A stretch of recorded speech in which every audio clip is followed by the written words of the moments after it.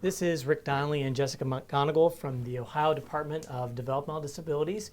We're with the Division of Medicaid Development and Administration, and hopefully everybody is here to listen to a presentation regarding the monthly rate calculator. DODD will begin going through some of the philosophy behind why the development of MRC and giving some examples of how to handle MRC technically. With the amount of information that we need to deliver, we will not be answering questions during the webinar. Please feel free to place any questions you have in the questions box on your webinar info panel. There will be a platform developed with a FAQ section that will entail the questions and answers from the webinars. Also, if you have additional questions, please feel free to email mssupport, SUPPORT, at dodd.ohio.gov. So I'm Jessica McGonigle. We'll get started with kind of the philosophy and background of what MRC is. So what is changing? The monthly rate calculator, or MRC, will replace the daily rate application, or DRA, beginning January 1st of 2019.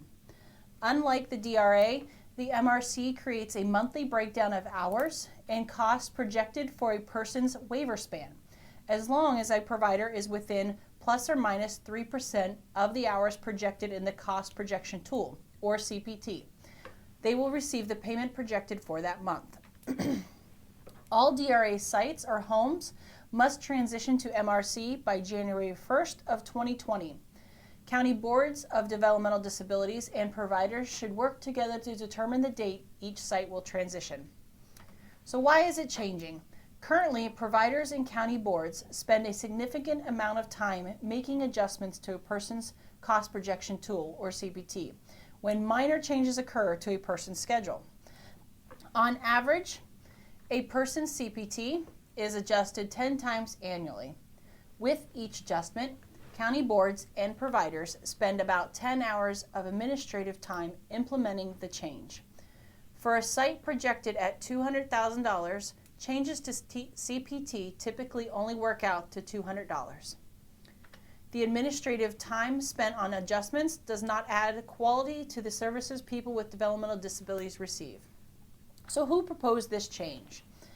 Ohio Department of Developmental Disabilities stakeholders have suggested changing the DRA for nearly 6 years. In 2017, a group of providers and county board personnel reviewed data from the DRA. They developed a new way of projecting costs and authorizing services aimed at reducing administrative burdens and improving the predictability of revenue for providers. DODD presented the proposal to a waiver work group for consideration, which included advocates, providers, and representatives from county boards. The work group approved the proposal. Next, DODD amended Ohio Administrative Code 51-23-931 and made necessary changes to the Medicaid systems, or MSS, to implement the change. Where does MRC apply? So MRC is going to apply to all those settings that are out there where people share home or personal care or HPC services provided by an agency. So again, this will not affect independent providers because, as we all know, independent providers are not subject to what was the DRA, what will become the MRC in 2019. It does not apply to shared services setting with independent providers. I guess I just covered that. People who are in Ohio shared living situations. So even though it's congregate, again, Ohio shared living is not currently subject to DRA. It will not be subject to MRC. People who share the same residence but do not share services. It also does not apply to a secondary provider who delivers occasional or time-limited home or personal care to the person in the shared services setting. A secondary provider typically bills a 15-minute unit, while the primary agency provider bills the daily billing unit, or the DBU. It also will not affect people who live alone but share home or personal care services with with neighbors or others. Planning considerations. So county boards are still required to project costs for a person's 12-month waiver span. So funding ranges and rate modifications are determined the same way. So there's no difference in what you're entering into cost projection whatsoever. Again, we're still expecting that the county board will enter in the full 12 months of services for each individual in that congregate setting. The new daily billing unit, or DBU, is determined by taking the homemaker personal care on-site on-call, or OSOC, costs for each person in a calendar month and dividing that cost by the total number of service dates in that month. Date of service for the purpose of calculating that daily billing unit in any date on which the person is a resident of the home. So again, very similar to how the current daily rate portion of MSS operates. A date of service includes days when the person is temporarily away from the home, as long as the person is not admitted to a nursing facility or intermediate care facility, also called an ICF. So, for example, Jack resides at 125 Hauser Street with his 3 roommates. When his SSA planned for his services this year, she included the days of the week that he spends with his mom and dad. Jack likes to visit his parents on Thursdays and Saturdays every week. He's usually gone overnight both of these days. When his SSA entered Jack's schedule in CPT, his costs were authorized, including days when Jack was not home receiving services. Since the DBU accounts for all of the hours of service projected for the month and distributes the cost evenly over each day of the month, the DBU applies to all of the days of the month, including Thursdays and Saturdays, because Jack remains a resident of 125 Hauser Street.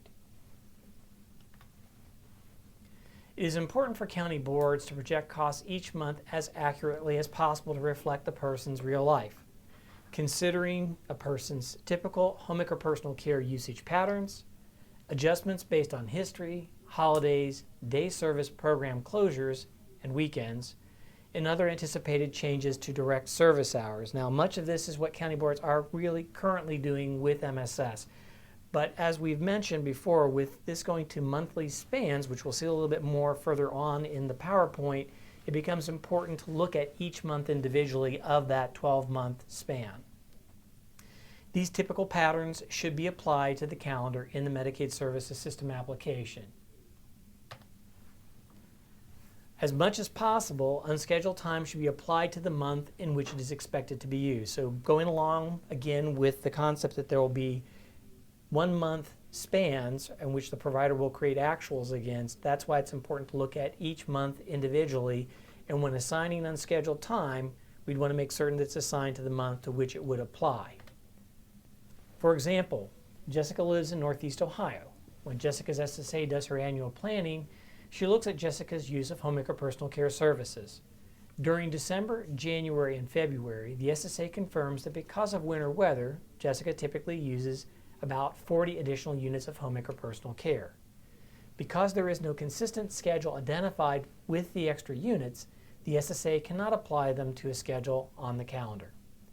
The SSA adds 40 units of unscheduled HPC for the months of December, January, and February.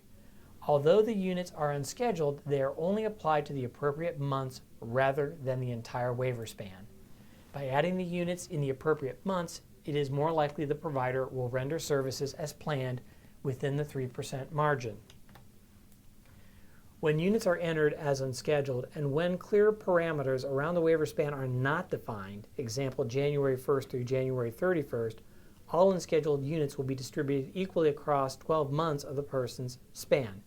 That could mean unscheduled time applied to a month in which it is not needed, making it appear as though the provider under-delivered services, or unscheduled time not applied to a month in which it was needed, causing the provider to deliver more units than were authorized and requiring an adjustment in CPT. So for example, in the first situation, there are 3,600 hours of scheduled on the calendar homemaker personal care on-site on-call services. There were 120 hours of unscheduled HPC services across the entire span. So you note the individual's waiver span is January 1st through January 31st. Here are our months. These will be the monthly spans. here are the projected hours. And this is based on the fact that that additional 120 hours was just put in per span. In other words, January through June and July through December.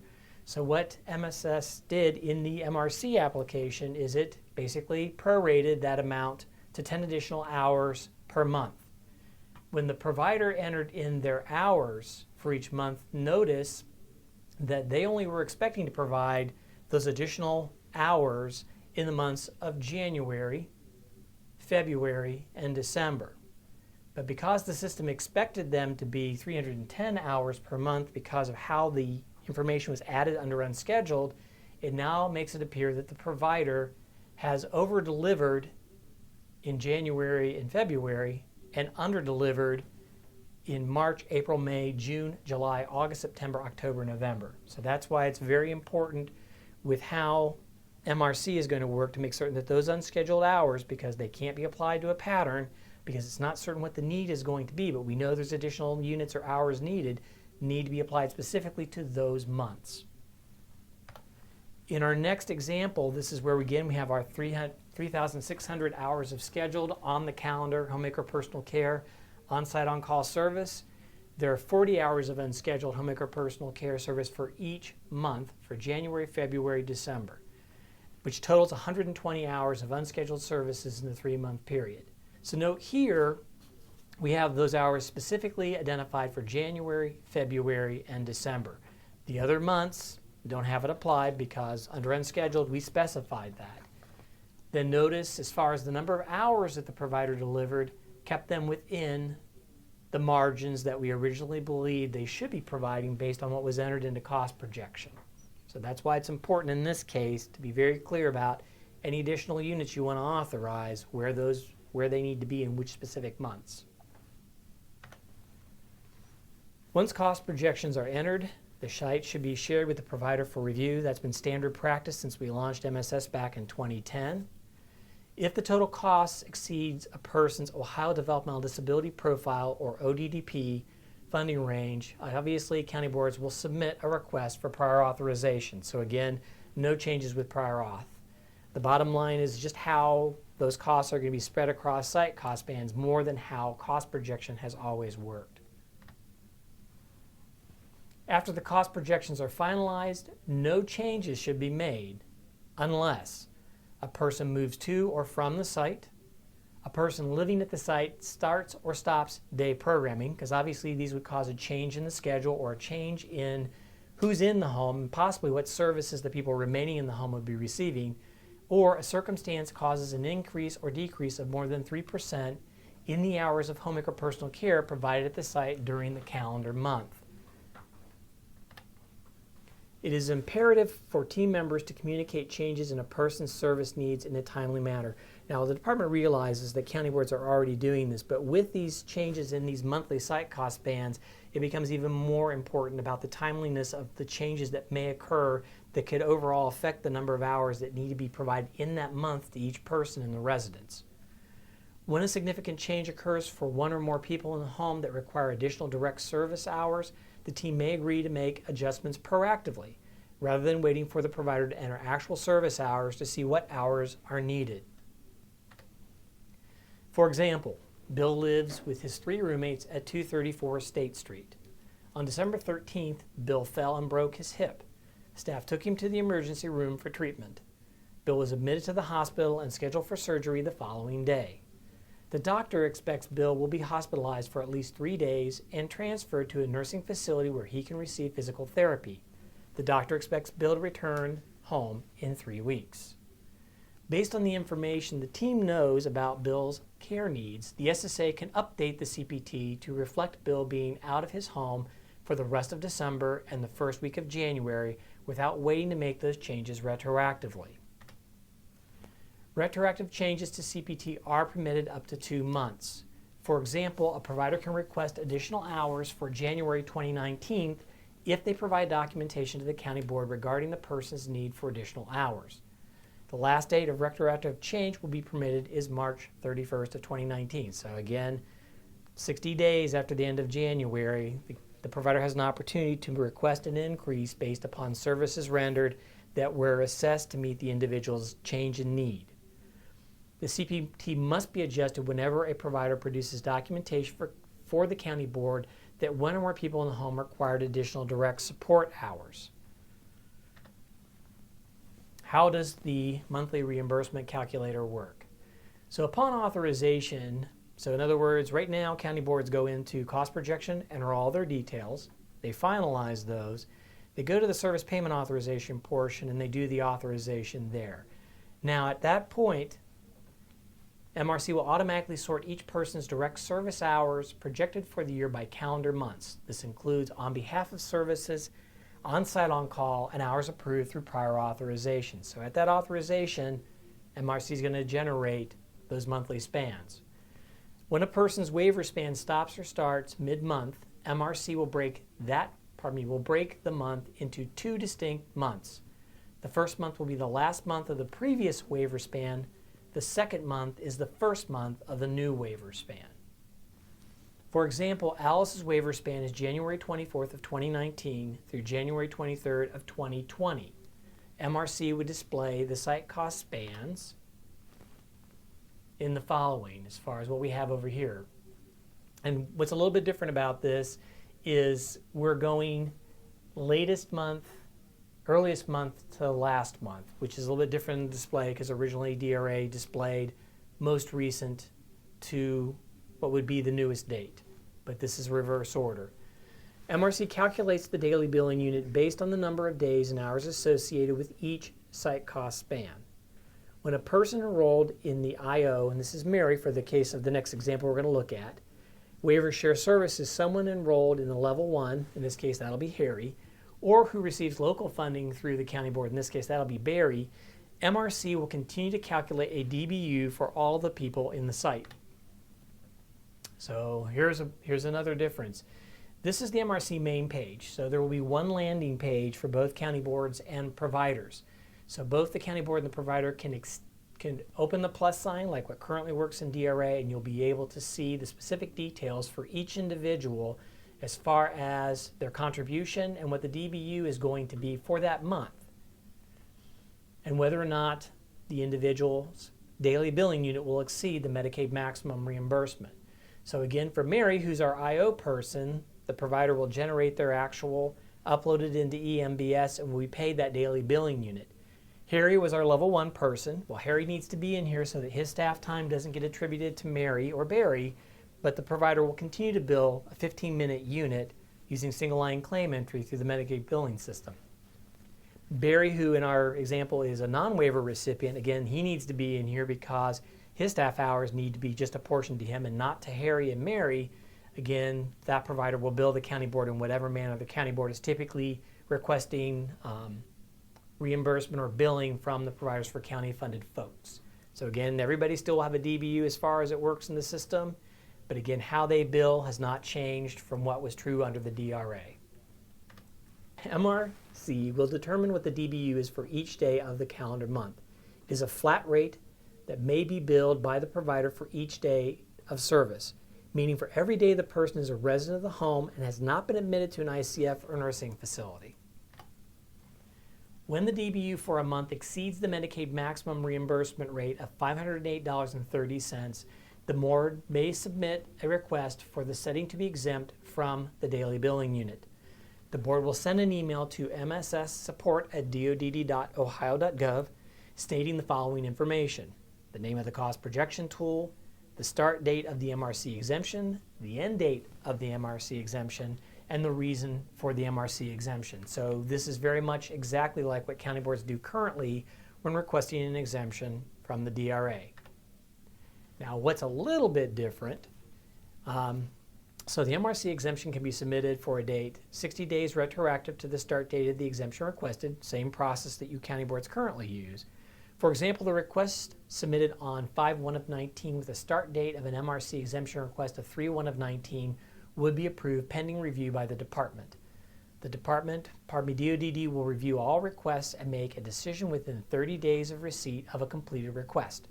All the information as described above must be included for the request to be complete. What's new is sites can be exempted on a month-by-month basis. However, since planning and projecting is expected for the entire waiver span, the board should submit all requested exemption months per site in one email. So in other words, you might be submitting the DRA exemption for all 12 months because someone in every one of those months has a DBU that exceeds the $508.30 Medicaid max, or you may find that individuals or an individual only has and exceeds 508.30. In our example, we had January through December. For January, February, and December. So we would only exempt the site for January, February, and December because for whatever reasons, March through November, no one is over that $508.30 maximum. Electronic verification, or EVV, is not required for 24-hour residential settings for which the provider bills a daily rate. For months in which the site is exempt from MRC, the provider must comply with EVV. Now, just so you know, as part of my review, because I'm the person that reviews the DRA exemptions and I'll be the person reviewing the MRC exemptions, I will be looking to see what months are affected by that Medicaid maximum. And again, the plan at this point is to only exempt those months where there is an individual or individuals who exceed that 508.30 cap. Okay, so how payments work. Since minor fluctuations in service hours are likely to occur based on small daily schedule changes, MRC calculates a margin of hours for which the provider may be paid the DBU. This margin is 3%. So, for example, John's typical drop-off time after work is 3:30 p.m. Sometime due to traffic or other circumstances, his bus doesn't drop him off until 3:45. However, sometimes he chooses to take the early bus and comes home at 3:15 p.m. This happens about 5 times a month. His projected number of homemaker personal care on-site on-call hours per month is 300. This allows for the provider to deliver between 291 and 309 hours per month without requiring any changes to cost projection or the daily billing unit. So if we take 300 and times that, multiply that by 3%, we get 9 hours of difference. That's why the low end is 291 and the high end is 309. So if a provider ends up only delivering 291 hours for whatever reasons during the course of that monthly span, there will be no need to adjust anything in cost projection, and the provider will be paid as if they had provided 300 hours. The same thing works with 309 for whatever reasons, because John ends up showing up earlier home and the provider ends up delivering 309 hours as opposed to the 300. Once again, there'll be no need to change what's in cost projection. Again, the provider will be paid as if they delivered 300 hours. Providers are required to enter actual service hours for the calendar month within 30 days of the end of the month. Actual hours may be entered at whatever frequency the provider chooses, as long as they are all entered within the 30-day time frame. So some of you familiar with currently when a provider creates an actual, they can create an actual up to a 7-day period. Within MRC, they can create a 1-day actual, a 7-day actual, a 14-day actual, or up to whatever that month's number of days is. They can create an actual. But again, what we're saying is they have to have those in within 30 days by the end of that month. When providing services in a setting without a stable staffing pattern, or one in which the people living there experience frequent changes, entering actuals at the end of the month may help providers avoid adjustments. So originally what we intended with this is we have a situation where maybe in a particular week or 2 weeks, one of the folks ends up staying home and it wasn't expected. So the provider goes to enter in their details. Well, they still get the same rate regardless of the number of hours they enter in, because when we get to the end of the presentation, we'll be talking about that it's at the very end of the month when the last actual is entered that the MRC will do a recalculation to determine if the provider is within that plus or minus 3%. And if they are, then what the provider was paid will remain the same. If they're under that, then there'll be an adjustment to the DBU that they will be eligible for payment for. But we'll get into that a little bit more here in a few more slides. So again, the department is well aware that providers, some of them are going to want to bill every week because that's how they operate their revenue. They are aware of other providers who may only choose to bill once a month. Either of those is completely acceptable. If the number of hours actually delivered by the provider are within the 3% plus or minus margin, the provider will be paid the projected DBU for each date of service. For example, Martha is authorized 300 hours of homemaker personal care on-site on-call in January at a total cost of $1,632. Her provider delivered 291 hours of service to Martha in January. Since the number of hours provided to Martha are within the margin, not less than 3% of the total projected hours for January, the provider will receive the total amount projected, $1,632. Conversely, in February, Rik is authorized 300 hours of homemaker personal care on-site on-call at a total cost of $1,632. His provider delivered 309 hours of service. Although Rik received 9 hours more than what was projected, the hours provided are still within the 3% margin. His provider receives only the amount projected at $1,632. MRC will generate an alert to the agency provider and the county board when the actual direct service hours provided are more than 3% less than what was projected. MRC recalculates that daily billing unit based on the actual hours delivered. For example, RMS of Ohio was projected to provide 704.02 hours for Mary, Harry, and Barry for the month of August 1st of 2019 through August 31st of 2019. After entering their last actual for the month of August 2019, the total number of hours delivered by RMS of Ohio, Inc. was 675.86 hours. This is 4% less than what was projected. Again, remember our plus or minus 3%, so 4% is going to be less than that. So what we have here is basically a mock-up of MRC actual page with example provider actuals for the month. So here we have the month line. Here's each of the provider's actuals. In the next slide, what we have is an alert that's populated.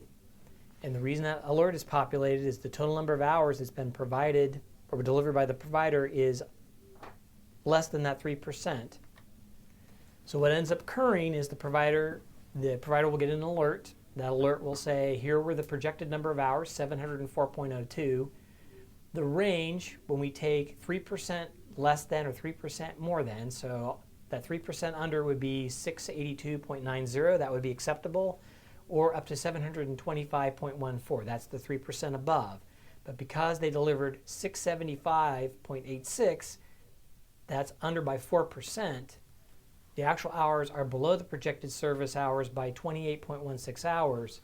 It's telling the provider you're going to need to recalculate by clicking on the recalculate button here. That will update their daily billing unit to a new number based on the number of hours provided, and they will need to submit those adjusted actuals to rebuild the actual DBU they are entitled to based on the hours they provided.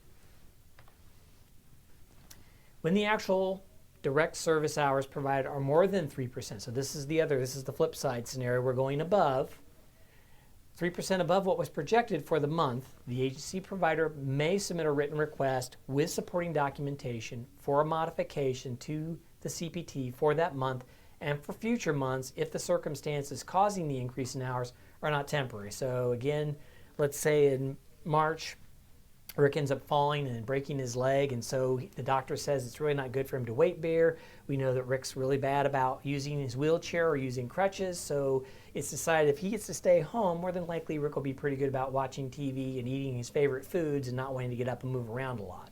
So the doctor has said it's going to be about 12 weeks before Rik is good to go, so in this case we're talking about a 3-month period.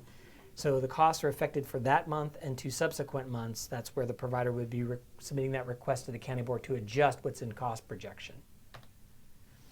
For example, RMS of Ohio has already submitted 3 out of 4 weeks of billing for Mary Smith. During the 4th week of the month, RMS determines that they have provided an additional 5 hours of service to Mary. This is an average of 3.9% in total hours projected for the site in which Mary lives.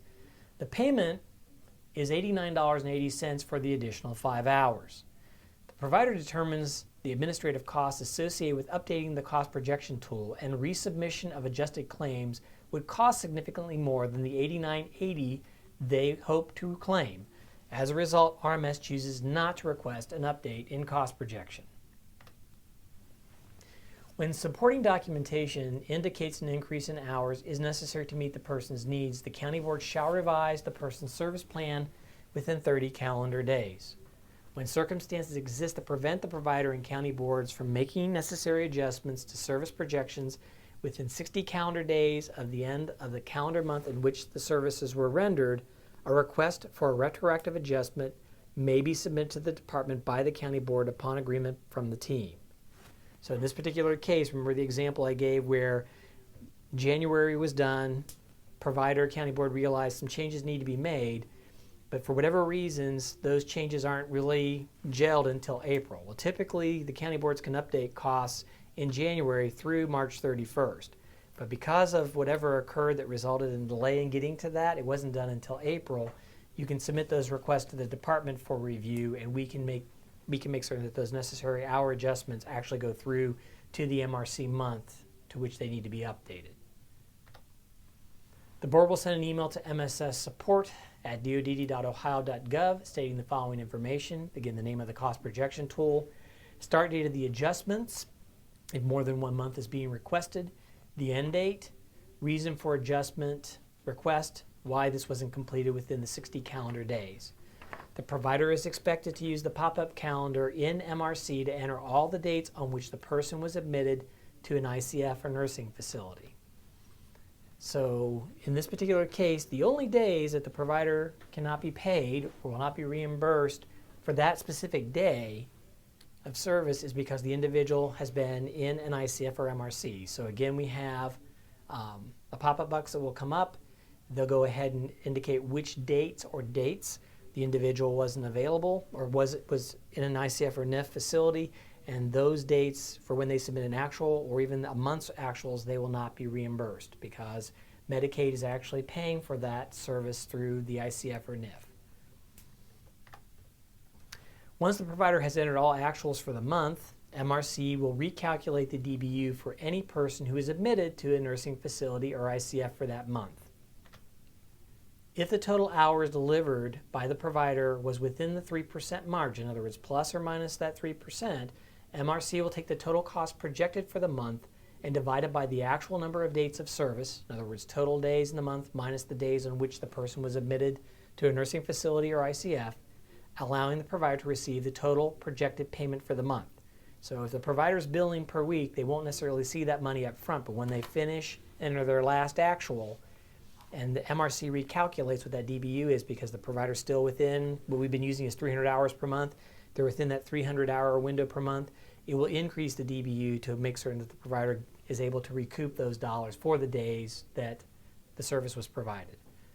A provider may submit an updated bill file with the recalculated DBU. So once again, the provider isn't mandated to submit them, but obviously if there's additional revenue to claim, we would expect that the provider would submit the adjusted billing, but there's no requirement for them to submit that.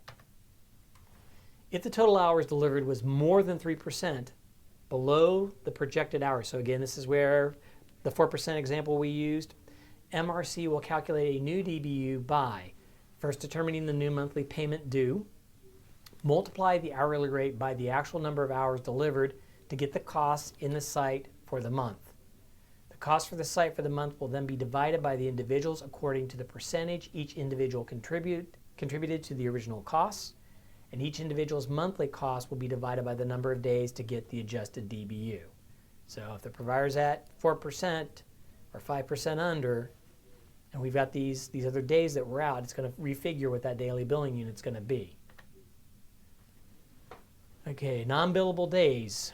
When a provider has entered non-billable dates as a result of a person's admission to an ICF or NIF, MRC will calculate the revised DBU based on the actual dates of service upon the provider indicating that the monthly information is completed. If the total hours delivered was more than 3% above the projected hours, the provider may wish to provide necessary documentation verifying one or more people required additional hours in order for the county board to adjust the service hours. If CPT is adjusted to include more service hours for one or more months, MRC will generate a new DBU for the affected months. When a provider has entered non-billable dates as a result of the person's admission to an ICF or NIF, MRC will calculate the revised DBU based on the actual dates of service once the monthly information is completed.